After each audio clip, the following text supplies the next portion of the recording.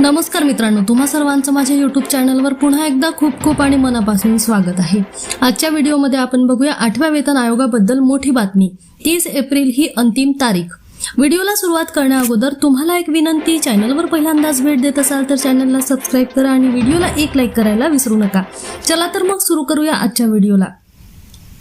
नमस्कार मित्रांनो, देशभरातील सुमारे 1.1 कोटी केंद्रीय कर्मचारी आणि निवृत्ती वेतनधारक 8व्या वेतन आयोगाअंतर्गत वेतन आणि निवृत्ती वेतनाच्या घोषणांची वाट पाहत आहेत। सरकार या बाबीकडे वचनबद्ध आहे आणि आयोग वेगाने काम करत आहे। 8व्या वेतन आयोगाच्या स्थापनेपासून गेल्या महिन्यात झालेल्या बैठकीसह लक्षणीय प्रगती झाली आहे। आता आणखी एक मोठी अपडेट समोर आली आहे। 8व्या केंद्रीय वेतन आयोगाने सर्व भागधारकांकडून टिप्पण्या आणि सूचना मागवलेल्या आहेत। एका अधिकृत निवेदनानुसार हे सबमिशन 30 एप्रिल 2026 पर्यंत स्वीकारले जातील। आयोगाने एक ऑनलाईन स्वरूप जारी केले आहे। आयोगाने त्याच्या वेबसाईटवर सेवारत कर्मचारी आणि निवृत्ती वेतनधारकांच्या संघटना तसेच संस्था, वैयक्तिक कर्मचारी, निवृत्ती वेतनधारक आणि इच्छुक व्यक्तींकडून सूचना मागवलेल्या आहेत। निवेदने किंवा निवेदनांसाठी एक ऑनलाईन संचलित स्वरूप देखील जारी करण्यात आले आहे। निवेदनात पुढे स्पष्ट केले आहे की आयोग भागधारकांना त्यांचे विचार फक्त वरील पोर्टलवर सादर करण्याची विनंती करतो।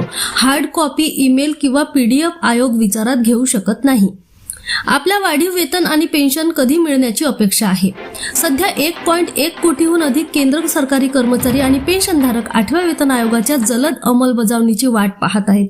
तथापि आर्थिक वर्ष 2027 पर्यंत वेतन आणि पेन्शन वाढीची पूर्ण अंमलबजावणी अशक्य दिसते।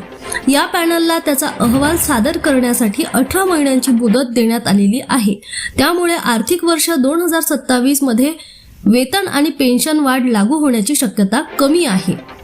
मागील अहवालानुसार अशा परिस्थितीत पॅनल प्रमुख भागधारकांशी सल्लामसलत प्रक्रिया जलद करू शकते आणि मे 2027 मध्ये संपणाऱ्या अंतिम मुदतीपूर्वी त्यांचा अहवाल सादर करू शकते। महागाई भत्त्याचे DA सूत्र काय असेल?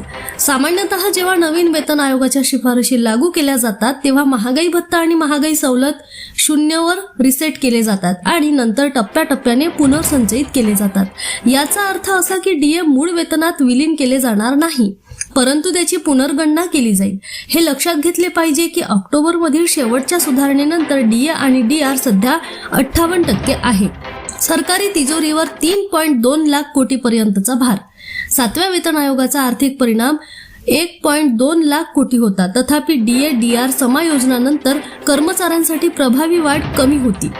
मोठ्या संख्येने कर्मचारी वर्ग आणि निवृत्ती वेतनधारकांची संख्या जास्त असल्याने 8व्या वेतन आयोगाचा आर्थिक परिणाम बराच जास्त असू शकतो, जो 2.4 लाख कोटी ते 3.2 लाख कोटी रुपयांच्या दरम्यान असू शकतो। पुन्हा भेटू एका नवीन अपडेटसह, तोपर्यंत धन्यवाद।